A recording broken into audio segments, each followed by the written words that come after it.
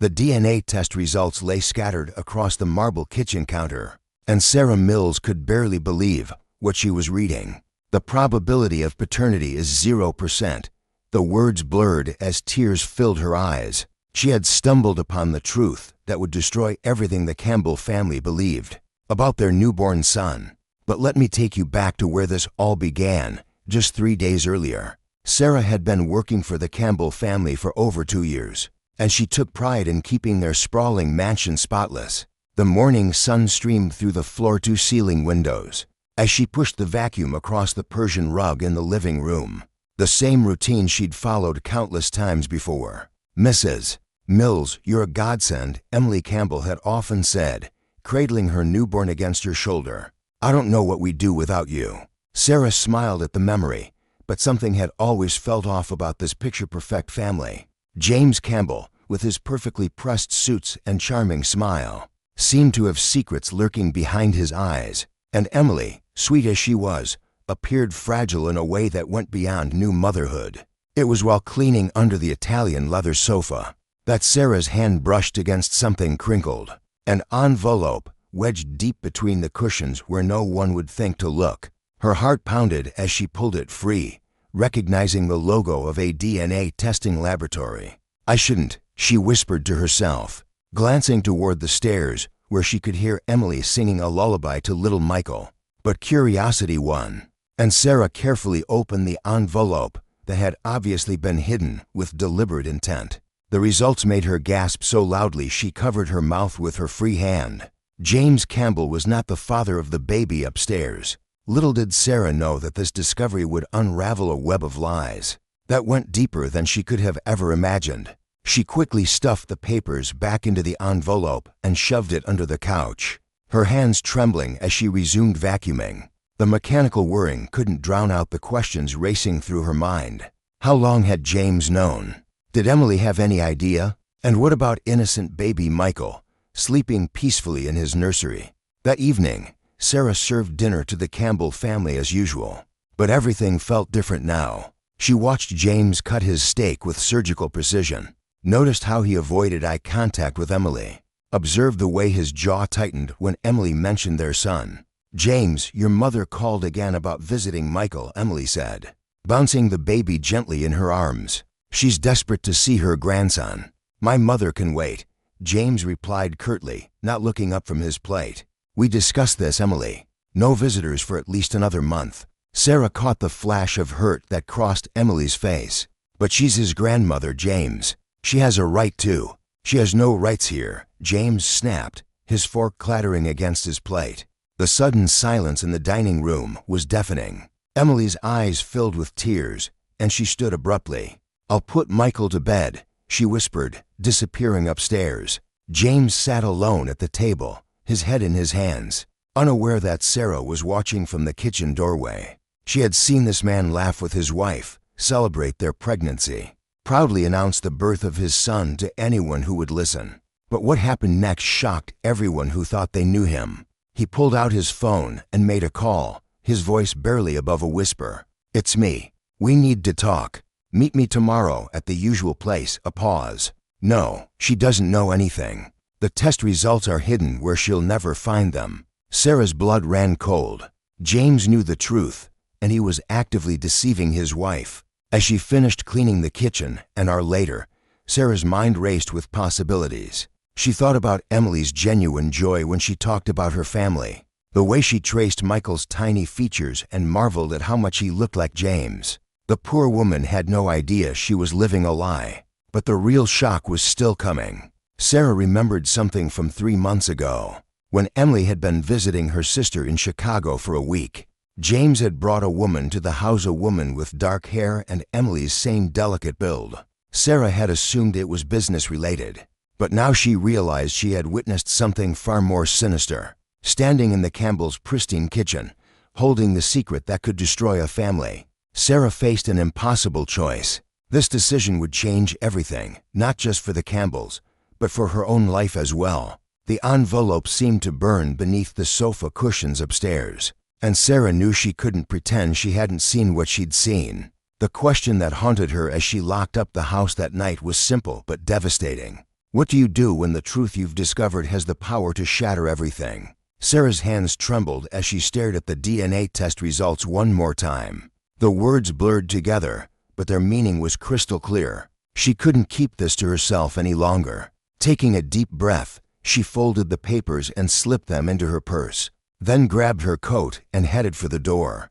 20 minutes later, Sarah sat across from her best friend Maria in a small coffee shop downtown. Maria had been her confidant for over 15 years, the one person who always gave her straight advice without judgment. "You look like you've seen a ghost, Sarah," Maria said, stirring her coffee slowly. "What's eating at you?" Sarah glanced around the nearly empty cafe, then pulled the envelope from her purse. "I found something at the Campbell's house, something that could destroy their marriage." Maria's eyebrows shot up as Sarah explained how she'd discovered the DNA test results, hidden beneath the couch cushions. When Sarah finished, Maria leaned back in her chair, whistling low. "Girl, you're sitting on a bomb," Maria said. "The question is, what are you gonna do about it?" "I don't know," Sarah admitted. "It's not my business, but Emily deserves to know the truth. She's been so happy with that baby, and James just sits there letting her live a lie."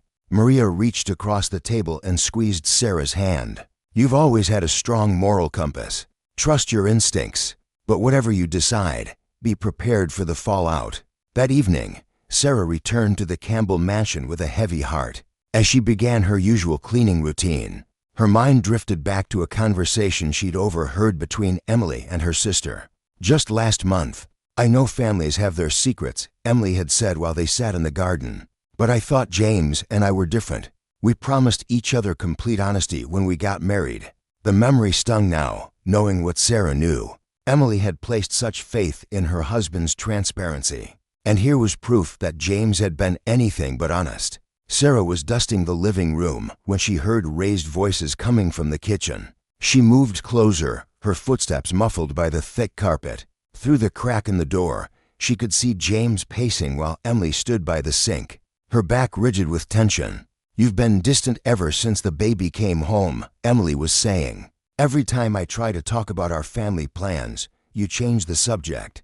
"I'm just tired, Em. New fathers go through adjustments too," James replied, but his voice sounded strained.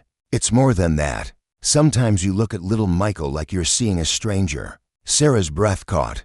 The way Emily said it, with such confusion and hurt in her voice, made Sarah's decision feel more urgent. But before she could process it fully, James's next words made her blood run cold. "Maybe some things are better left alone. Not every family is meant to dig up the past."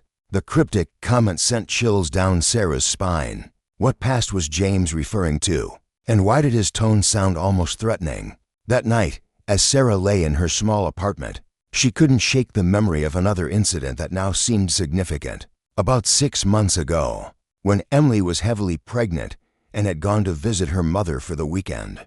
Sarah had arrived early for work. She'd found James on the phone in his study, speaking in hushed tones. "I told you, it's handled," he'd said. "She doesn't need to know anything. Just keep quiet and everything will be fine." At the time, Sarah had assumed it was a business call. James worked in real estate and often dealt with confidential transactions. But now, with the DNA results burning in her memory, those words took on a sinister new meaning. Was James paying someone to keep quiet about the baby's true paternity? And if so, how long had he known the truth? Sarah's phone buzzed, interrupting her thoughts. It was a text from Maria. "Whatever you're going to do it soon. Secrets have a way of destroying more than just marriages when they're kept too long." Sarah stared at the message, knowing her friend was right. Tomorrow, she would have to find the courage to confront James directly. She couldn't let Emily continue living in ignorance, not when the truth was literally hidden in their own home. As she drifted off to sleep, Sarah's last thought was a prayer that she would find the right words. Because once she opened this door, there would be no going back. The Campbell family's perfect facade was about to crumble, and Sarah was the one holding the hammer. The folder trembled in Sarah's hands as she stood outside James's study. Through the heavy oak door, she could hear him typing furiously on his laptop, completely unaware of the storm about to hit. She knocked twice, her heart hammering against her ribs. "Come in," James called, not bothering to look up from his screen. Sarah pushed the door open and stepped inside, the DNA test results burning like fire in her grip. "Mr. Campbell, we need to talk." Something in her tone made James finally raise his head. His eyes immediately zeroed in on the papers in her hands, and she watched the color drain from his face. "What's that you have there, Sarah? I think you know exactly what this is." She placed the DNA test on his mahogany desk, watching as his hands began to shake. "I found it under the living room couch while cleaning." James stared at the papers for a long moment, then suddenly slammed his hand down on the desk. "You had no right to go through my personal documents." "Your personal documents were scattered on my cleaning floor," Sarah shot back, her voice steady despite her racing pulse. "The question is, why are you hiding paternity tests from your wife?" "You don't understand the situation," James hissed, standing up so quickly his chair rolled backward. "This is none of your business. You're just the help." The words hung in the air like poison, but Sarah didn't flinch. "That baby upstairs isn't yours, is it?" James's face went white as a sheet. "You need to forget what you saw and mind your own business, or there will be consequences. Do you understand me?" Before Sarah could respond, her phone buzzed. A text from her friend Maria. "Call me immediately. Someone just contacted me asking about you and the Campbell family. This is bigger than we thought." Sarah's blood ran cold. Someone else knew about the DNA results. How was that possible? "I have to go," she said, backing toward the door as James continued to glare at her with undisguised hostility. "Remember what I said," James called after her. "Keep your mouth shut, or you'll regret it." That evening, Sarah tried to focus on her remaining tasks, but her mind kept racing. Who could possibly know about the DNA test? She was dusting the upstairs hallway when angry voices erupted from the master bedroom. "I can't believe you would do this to me." Emily's voice cracked with emotion. "It's not what you think," James replied, but his tone lacked conviction. Sarah crept closer to the partially open door, her heart pounding. "Then explain why I found a woman's earring in your car," Emily demanded. "The same car you claimed you never let anyone else drive. That could be from anyone." "Stop lying to me," Emily's voice broke completely. "I know about Chicago, James. I know about the conference you supposedly attended alone." There was a long silence, then James's voice, quieter now. "Emily, please, let me explain." "Explain what?" "That while I was home pregnant and vulnerable, you were—" Emily's voice dissolved into sobs. Sarah pressed her hand to her mouth, her own eyes filling with tears. The pieces were falling into place in the most heartbreaking way possible. Her phone buzzed again. Another text from Maria. The caller knew about the DNA test. "They said there's more evidence." "Sarah, I think someone's been watching this family for a long time." Sarah's hands began to shake as a terrifying realization hit her. If someone else had been monitoring the Campbells, if there were more secrets buried in this house, then the DNA test she'd found might just be the tip of the iceberg. She looked toward the master bedroom, where Emily's quiet sobs continued, and made a decision that would change everything. Tomorrow, she would find out who had called Maria and why. She would uncover every lie, every secret, every deception that had been hiding in the shadows of the seemingly perfect family. Because Emily deserved the truth, no matter how devastating it might be, and Sarah was going to make sure she got it. The letter arrives on a Tuesday morning, slipped under the front door while Emily tends to the baby upstairs. Sarah notices it first during her morning cleaning routine. The elegant cream envelope stuck against the dark hardwood. The return address catches her eye immediately. It's from Rebecca Chen, Emily's closest friend from college. Sarah hesitates for a moment, then picks up the letter and places it on the hall table where Emily will find it. But something about the thick envelope and formal appearance makes her stomach twist with unease. After everything she's discovered, every letter, every phone call feels loaded with potential devastation. When Emily comes downstairs with little Matthew in her arms, she freezes at the sight of the envelope.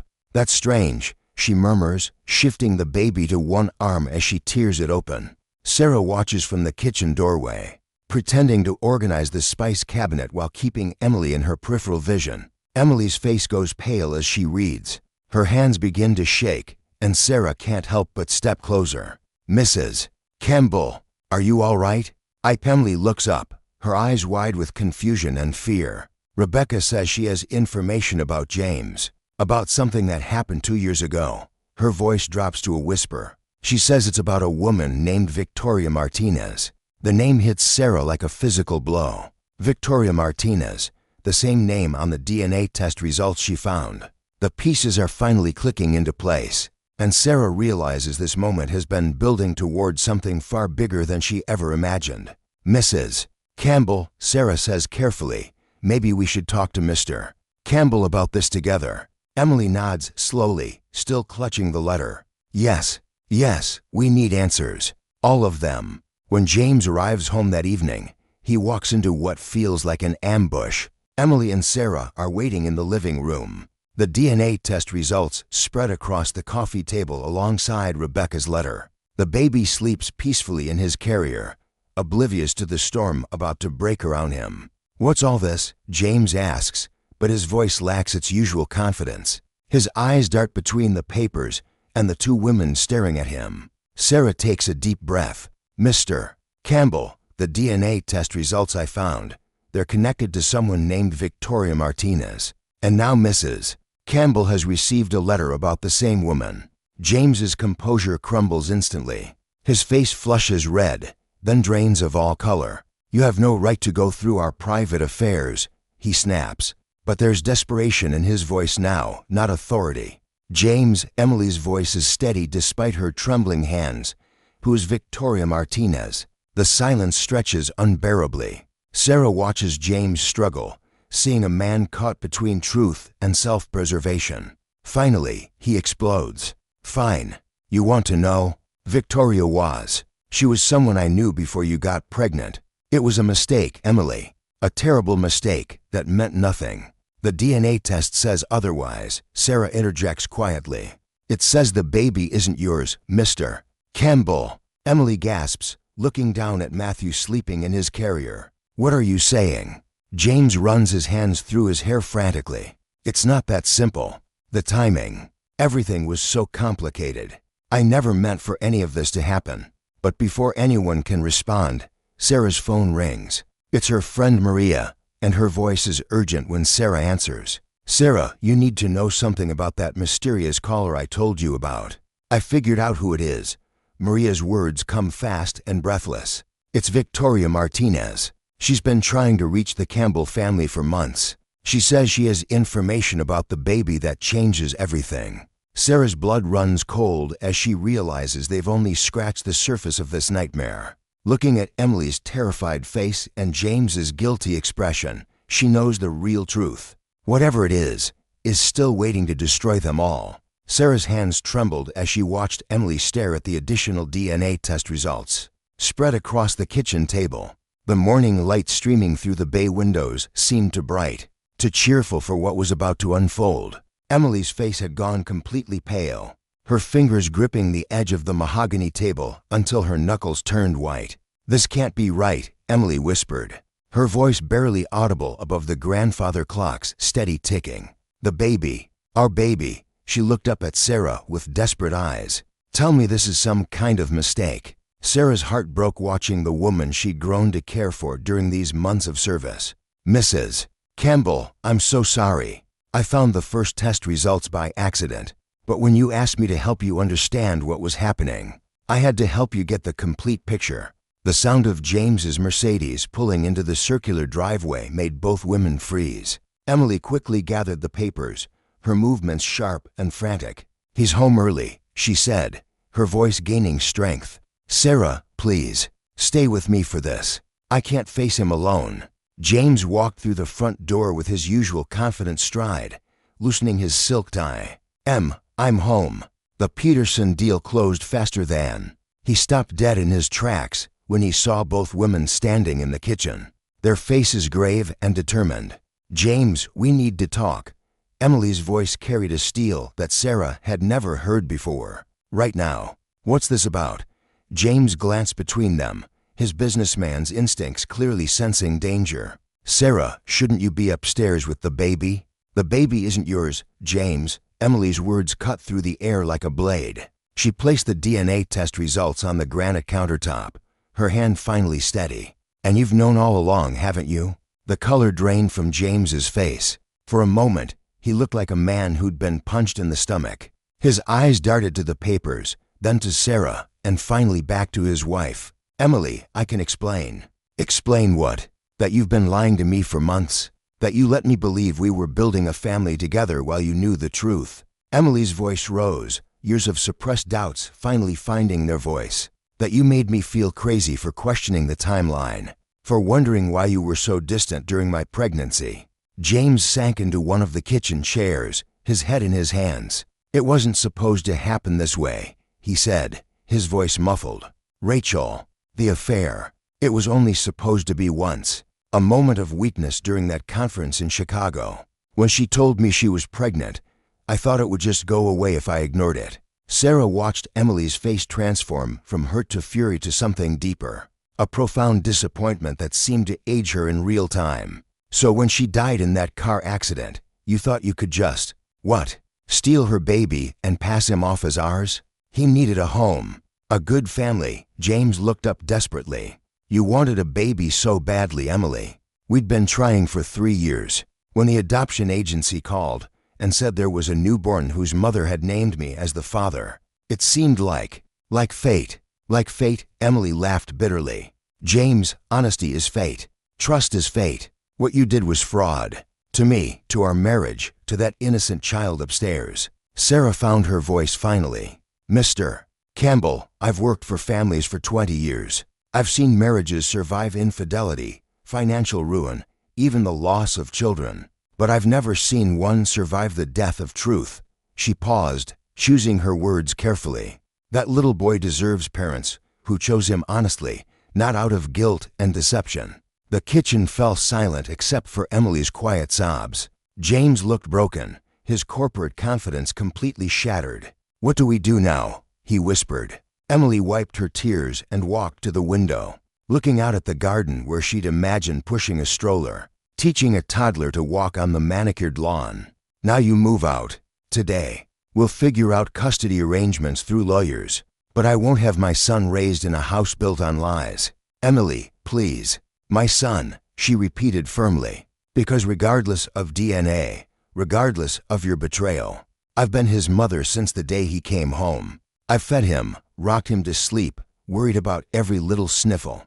That makes me his mother more than biology ever could. Sarah felt tears prick her own eyes. In all her years of domestic work, she'd never witnessed such raw courage. Emily was choosing love over biology, truth over convenience, the hard path over the easy one. 3 months later, Sarah smiled as she watched Emily push little Michael on the swing set in their new backyard. The modest house was a far cry from the Campbell mansion, but it felt like a real home. Emily had kept Sarah on, not as a maid but as a trusted friend and nanny. James sent support payments and saw Michael every other weekend, slowly rebuilding trust through consistency and honesty. Sarah, Emily called out, her face bright with genuine happiness for the first time in months.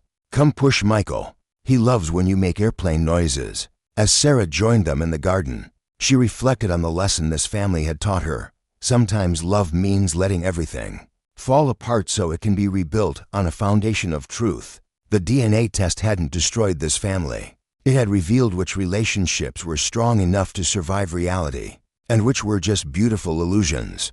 The truth had shattered everything, but from those pieces, something real and lasting had finally begun to grow. What's your story of choosing difficult truth over comfortable lies? Share in the comments below. Your courage might inspire someone else to find their own path to authenticity.